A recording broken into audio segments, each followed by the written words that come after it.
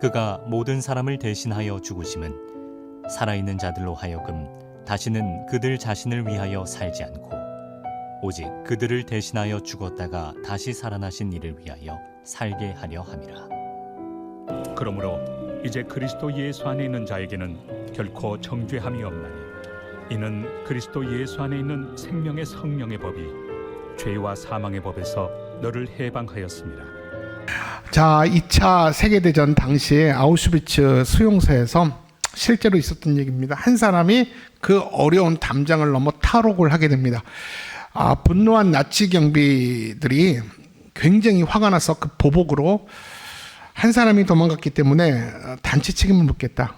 그래서 10사람을 굶겨 죽이겠다라고 말한 이후에 혹시 이후에 또 한 사람이 도망간다면 그때는 100명을 굶겨 죽이도록 하겠다라고 협박을 합니다.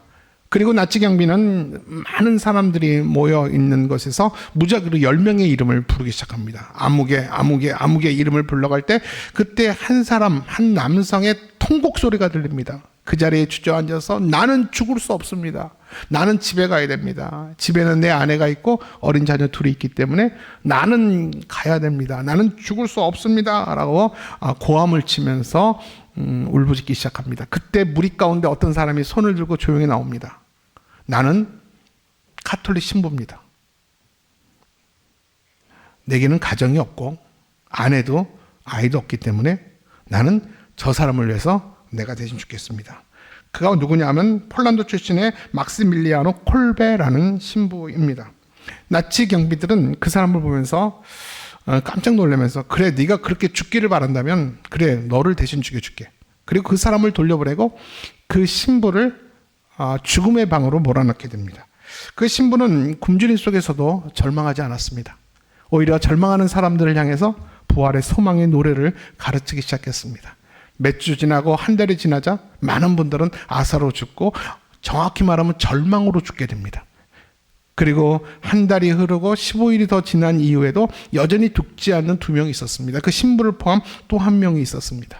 결국 그 나치 경비원들은요, 독극물 주사로 그를 죽이게 됩니다. 이게 실제로 우리 안에 있었던 내용입니다. 결국 그 신부의 죽음은 한 사람의 생명을 살려서 결국 가족 품으로 돌려보낼 수가 있습니다. 여러분, 오늘 처음 들은 분들이 계시다면 우린 이 이야기가 정말 실제라면 우리는 이런 질문을 하나 드립니다. 왜 그 신부는 아무 상관없는 사람을 위해서 왜 대신 죽어야 했을까? 그렇다고 그 죽음이 자신의 생명을 하찮게 여겼기 때문에 죽은 것은 아닙니다. 아무리 생각해봐도 그 죽음의 원인은 하나입니다. 사랑했기 때문에. 사랑 아니라면 그 죽음의 의미를 생각할 수가 없는 것입니다. 여러분, 사실 그가 이 세상에서 처음으로 그런 사랑을 보여준 건 아닙니다. 이미 2000년 전에 누군가 한 사람이 아무 상관없는 사람을 위해서 실제로 진짜 대신 죽었던 사실이 있었습니다. 그가 누굽니까? 바로 십자가에서 죽으신 예수 그리스도입니다. 오늘 본문은 이렇게 말합니다. 우리 고린도후서 5장 15절 말씀은 이렇게 말합니다. 시작. 그가 모든 사람을 대신하여 죽으심은 예수님은 우리의 모든 인류를 위해서 대신 십자가에 달려 죽으셨습니다. 여러분, 오늘은 종료주일입니다. 뭐가 종료주일입니까?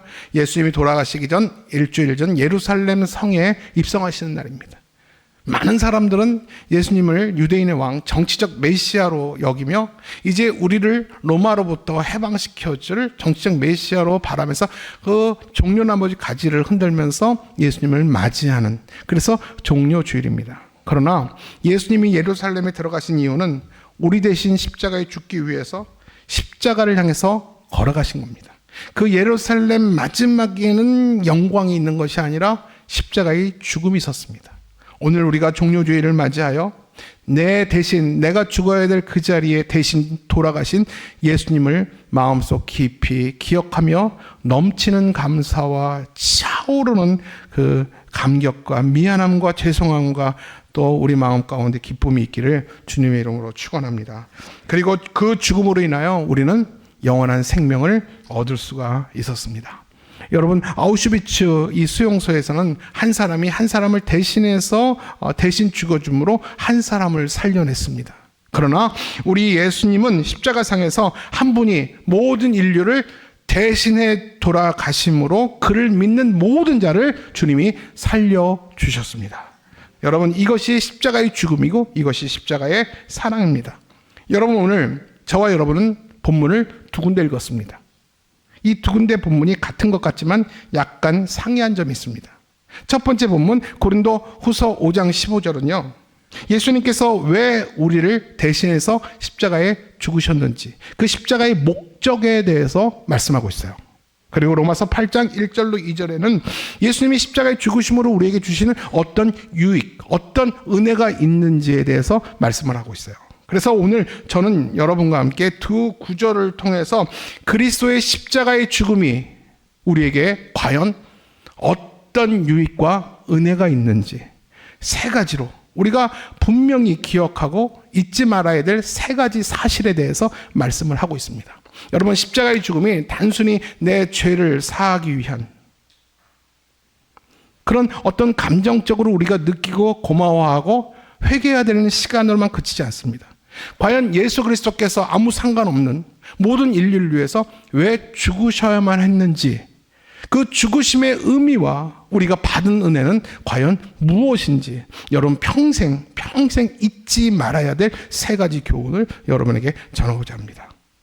그럼 첫 번째, 예수님의 죽음은 우리에게 어떤 의미가 있습니까? 우리를 사망에서 영생의 자리로 옮겨주셨습니다. 우리 로마서 8장 1절 바울은 이렇게 고백합니다. 시작. 그러므로 이제 그리스도 예수 안에 있는 자에게는 결코 정죄함이 없나니. 여러분, 십자가를 만나기 이전 인간의 상태는 어떤 모습인지 아세요?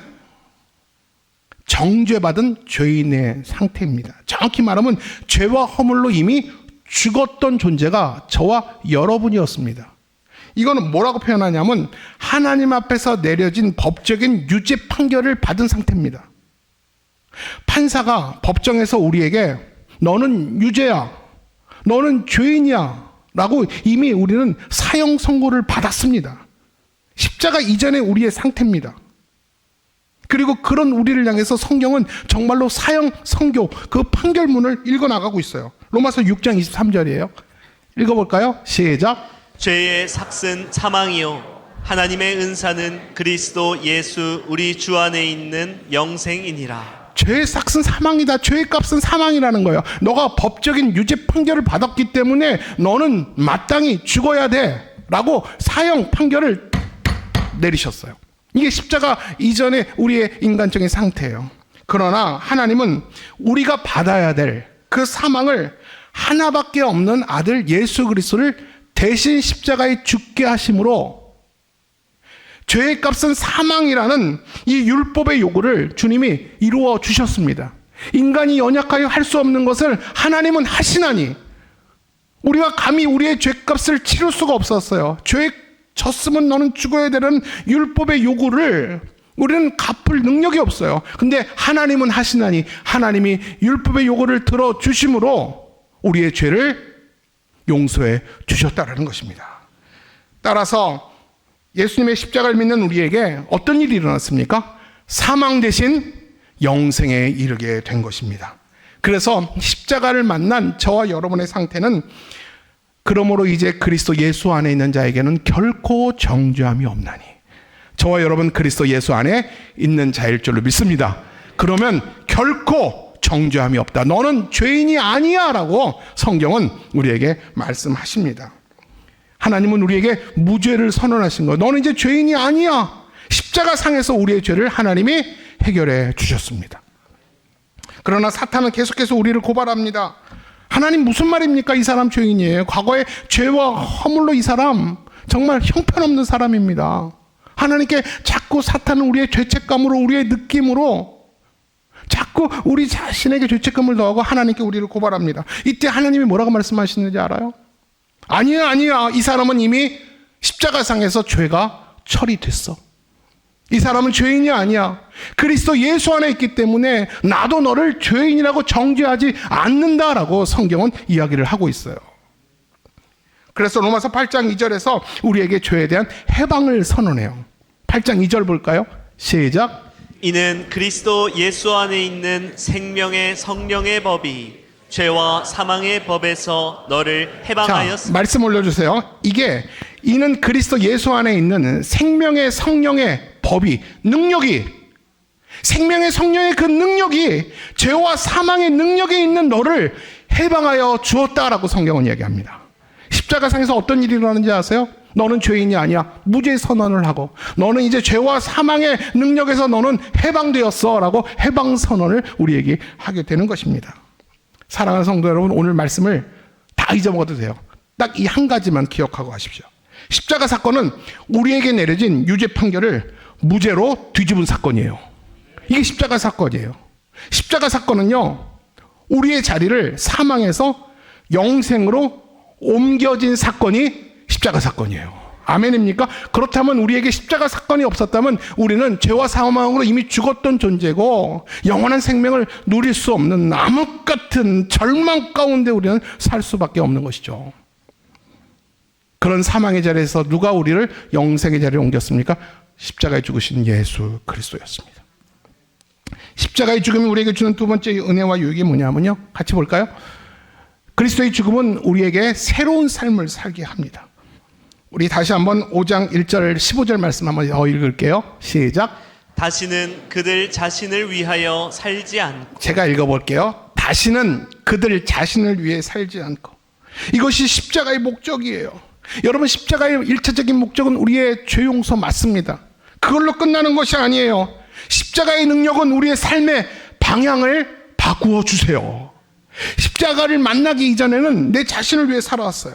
그러나 십자가를 만난 사람들은요, 이제는 자신을 위해 살지 않고 하나님의 뜻대로 살 수 있도록 하나님이 우리의 중심을, 우리의 생각을 바꿔주실 줄 믿습니다. 그래서 로마서 8장 5절에서는 뭐라고 말하는지 아세요? 한번 로마서 8장 5절 말씀입니다. 시작. 육신을 따르는 자는 육신의 일을, 영을 따르는 자는 영의 일을 생각하나니. 여러분, 십자가를 만난 사람은 어떤 일이 일어나냐면요, 하나님이 성령께서 제일 먼저 바꾸시는 게 우리의 행동을 바꾸지 않아요. 우리의 생각과 마음을 바꾸세요. 우리의 생각과 마음이 흐르는 것에 우리 행동이 따라가게 돼 있어요. 십자가를 만난 사람에게 하나님이 하시는 첫 번째 일은 우리의 생각을 바꿔 가신다는 거예요. 먼저 예전에는요, 내가 어떻게 하면 잘 살 수 있을까? 내가 어떻게 하면 더 누릴 수 있을까? 내가 어떻게 하면 더 잘 먹고 잘 살까를 고민했던 나였다면, 내가 예수님을 만난 이후에는요, 내가 어떻게 하면 하나님이 기뻐하실까? 이런 영의 생각을 하게 된다는 것입니다. 바울이 말하는 차이가 바로 이거예요. 십자가를 만난 사람은요, 내 중심의 생각인 육신을 따르는 삶에서 하나님의 생각의 중심인 영을 따르는 사람으로 하나님이 나를 바꾸어 가신다라는 거예요. 이게 십자가를 만난 사람의 생명의 성령의 능력입니다. 제가 참고로 사진 하나 보여드릴게요. 제가 AI로 만든 사진이에요. 한번 보세요. 자, 지금 왕자의 왼쪽 사진 누구 앉아 있습니까? 아주 거만하게 다리까지 꼬고 앉아 있죠. 제가 AI의 명령을 내렸어. 거만하게 인간을 만들어줘. 제게 가장 거만하죠. 자, 내 인생의 왕자에 누가 앉아 있습니까? 내가 앉아 있을 때, 내가 주인의 삶이에요. 지금까지 십자가를 만나기 이전에는 내가 원하는 삶은 내가 결정합니다. 내 인생은 나의 것이잖아요. 내 인생은 나의 것. 내 인생은 내가 결정하면서 삽니다. 근데 십자가를 만난 사람은요, 인생이 바뀌어요. 내 인생의 왕자를 주님께 내어드립니다. 그리고 그 주님 앞에서 뭐라고 고백하는지 아세요? 주님이 원하는 것에 내가 순종합니다. 십자가를 만난 사람은요, 영의 생각을 합니다. 그 성령이 나의 생각을 바꾸어 가세요. 그때부터 인생의 질문이 바뀌어요. 내가 무엇을 원하느냐가 아니에요. 하나님이 무엇을 원하시는가? 내가 무엇을 어떻게 주님 살아야 주님이 기뻐하시겠습니까? 나는 인생의 근본적인 질문이 바뀐다는 것입니다. 이것이 바로 뭔지 아세요? 육신의 생각에서 영의 생각으로 우리의 인생이, 삶의 중심이 바뀌어간다는 겁니다. 그리고 마지막 세 번째로, 그리스도의 죽음은 우리를 하나님의 사랑 안에 영원히 두셨어요. 여러분 로마서 8장 35절 볼까요? 시작. 누가 우리를 그리스도의 사랑에서 끊으리요. 여러분 저 선언은요 성경에 기록된 가장 위대한 선언 중에 하나입니다. 누가 우리를 그리스도의 사랑에서 끊으리요. 저거는 탄성조입니다. 질문이기도 하면서 탄성조입니다. 누가 우리를 그리스도의 사랑에서 끊으리요. 저 질문에 로마서 8장 39절엔 이렇게 답을 합니다. 39절 볼게요. 시작. 어떠한 피조물이라도 우리를 하나님의 사랑에서 끊을 수 없느니라. 과연 누가 우리를 그리스도의 사랑에서 끊겠느냐? 세상에 어떠한 피조물일지라도 나를 향한 하나님의 사랑에서 끊을 수 없도다 라고 바울은 탄성을 하며 하나님의 사랑을 찬양하게 됩니다. 사랑하는 여러분 꼭 기억하십시오. 우리가 붙잡은 사랑은요 우리가 놓칠 수 있어요. 내가 의지를 가지고 꽉 잡아도요 시간이 가면서 놓칠 수 있어요. 그러나 우리를 부르시고 붙드신 하나님의 사랑은 결코 우리를 놓치지 않을 줄로 믿습니다. 이거 꼭 기억하셔야 돼요. 여러분 어린아이가 아빠랑 같이 이 좋은 봄나들이를 가고 있었어요. 이 아이가 아빠 손을 잡았어요. 예전에 이렇게 손을 많이 잡고 다녔어요. 맞죠? 이렇게 잡고 다녔어요. 손이 크니까 이렇게. 그러다가 재밌는 게 있으면 아빠 손을 탁 뿌리치고 막 달려가다가 넘어집니다. 그래서 이번에는 아빠가 역할이 바뀝니다. 아빠가 아이의 손을 잡습니다. 아이가 아빠 손을 잡은 게 아니에요. 아빠가 아이 손을 꼭 잡습니다. 그러면 뿌리치고 싶어도 못 뿌리쳐요. 넘어지지 않습니다. 여러분 신앙이 그래요. 우리는 종종 내가 하나님을 붙잡았다고 생각해요. 내가 하나님을 더 먼저 사랑했다고 생각해요. 그러다 보면 어떤 문제가 생기냐면 내가 하나님 손 놓칠까 봐, 내가 믿음이 약해지고 내가 사랑하는 마음이 식어지면 불안합니다. 하나님께 버림받을까 봐, 놓침을 받을까 봐. 그러나 성경은 그렇게 말하지 않습니다. 내가 하나님을 붙잡은 것이 아니라, 내가 하나님을 먼저 사랑한 것이 아니라 하나님이 먼저 나를 사랑하시고 나를 붙잡으신 줄로 믿습니다. 여러분 이 사실을 꼭 기억하셔야 돼요. 그렇기 때문에 우리는 넘어질 수 있어도 버려지지 않아요. 흔들릴 수 있어도 하나님의 사랑에서 끊어지지 않을 줄 믿습니다. 여러분 시간이 가면서 부부간의 정도, 부부간도 헤어져요. 부모와 자녀의 관계도 시간이 가면 헤어집니다. 그러나 그 죽음과 적신과 그 위험과 두려움일지라도 하나님과 우리의 사랑은 절대 끊어지지 않을 줄 믿습니다. 이것이 십자가 상에서 이루어내신 하나님이 우리에게 주신 영적 교훈이고 은혜입니다. 말씀을 정리합니다. 여러분 십자가는요 우리 인생을 완전히 바꾼 사건이에요. 유죄 판결에서 무죄로 뒤덮은 사건이라니까요. 사망에서 영생으로 우리의 삶을 바꿔주셨다니까요. 여러분 이 사실이 얼마나 감격스럽습니까? 여러분이 어느 대학을 가고 어느 직장에 취직하고 누구를 만나냐는 사실보다 이게 더 위대한 사실 아닙니까? 그 위대한 사실이 십자가 상에서 일어났어요. 여러분 그렇다면 우리는 이제 어떻게 살아야 됩니까?